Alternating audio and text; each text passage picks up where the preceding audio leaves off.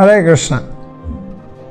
আমরা বন্ধুরা সবাই একসাথে স্কুলের মাঠে বসে আলোচনা করছিলাম।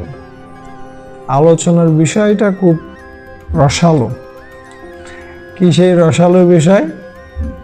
এইম ইন লাইফ বা জীবনের লক্ষ্য কি। আমিও জীবনে অনেকবার কি করেছি, এই প্যারাগ্রাফ অথবা রচনা লিখেছি এই বিষয়ে। আর এখানে আমরা অনেক কিছুই হয়ে যাই, কেউ লয়ার হয়ে যায়, কেউ ডাক্তার হয়ে যায়, কেউ মাস্টার হয়ে যায়, কেউ ইঞ্জিনিয়ার হয়ে যায়। তো এটা ব্যতিক্রম ঘটেনি আমার বন্ধুদের মধ্যে, এক একজন এক একটা বিষয় বলছে।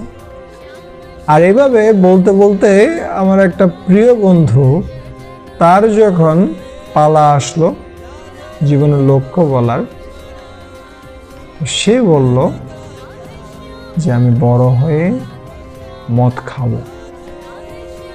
সবাই তাকিয়ে আছে ওর দিকে। আরে আমরা সবাই এত সুন্দর সুন্দর লক্ষ্যের কথা বললাম, কিন্তু তুই কি বলছিস?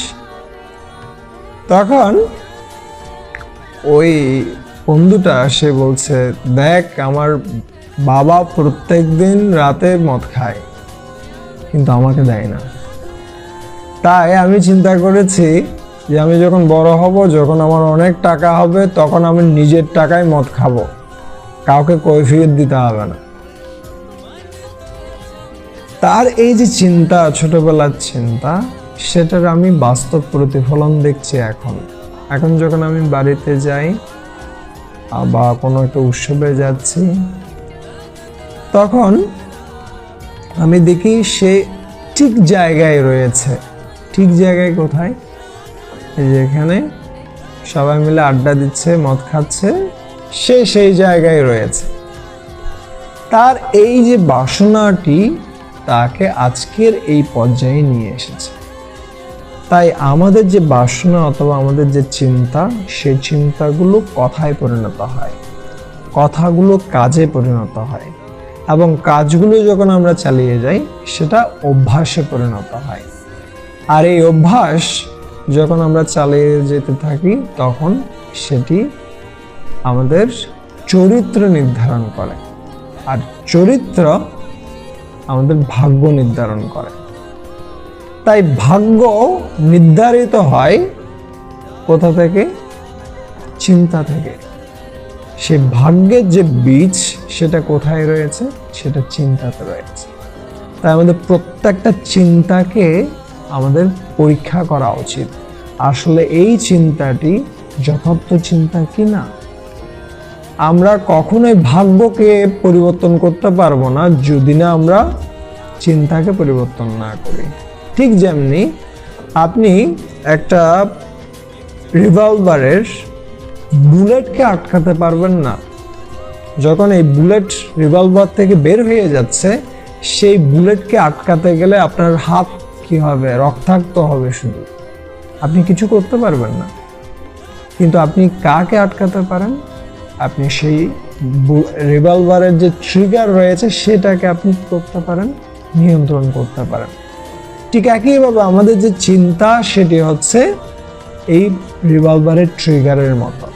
যদি এটি পরিবর্তিত হয়, তাহলে আমাদের ভাগ্য পরিবর্তিত হবে। কিন্তু এখন প্রশ্ন হচ্ছে, যথার্থ চিন্তা আমরা কোথা থেকে পাব?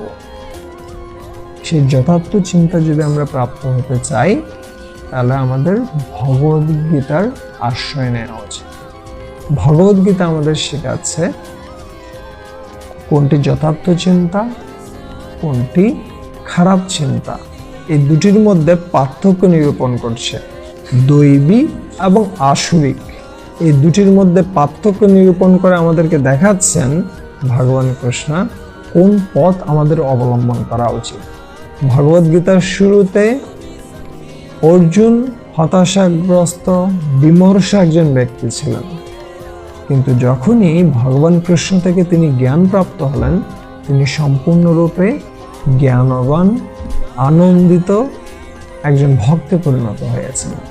তাই মহাত্মা গান্ধীও বলছেন, যখন ব্যর্থতা আমাকে ঘিরে ধরে, হতাশার সম্মুখে উপস্থিত হয়, আর আমি দূরান্তে কোনো আশার আলোক দেখতে পাই না, তখন ভগবদ্গীতাকে আশ্রয় করে আমি শান্তি পাওয়ার মতো কোনো শ্লোক খুঁজে পাই। তখন অত্যন্ত দুঃখের মধ্যেও আমি হাসতে আরম্ভ করি। যারা গীতার উপর ধ্যান করবেন তারা পরম আনন্দ ও নব নব অর্থ পাবেন। তাই যদি আমরা আমাদের জীবনটাকে সাজাতে চাই, তাহলে আমাদের জীবনের যে ম্যানুয়াল, এই ভগবদ গীতা, সেটিকে খুব ভালোভাবে গ্রহণ করা উচিত, প্রত্যেকদিন অধ্যয়ন করা উচিত।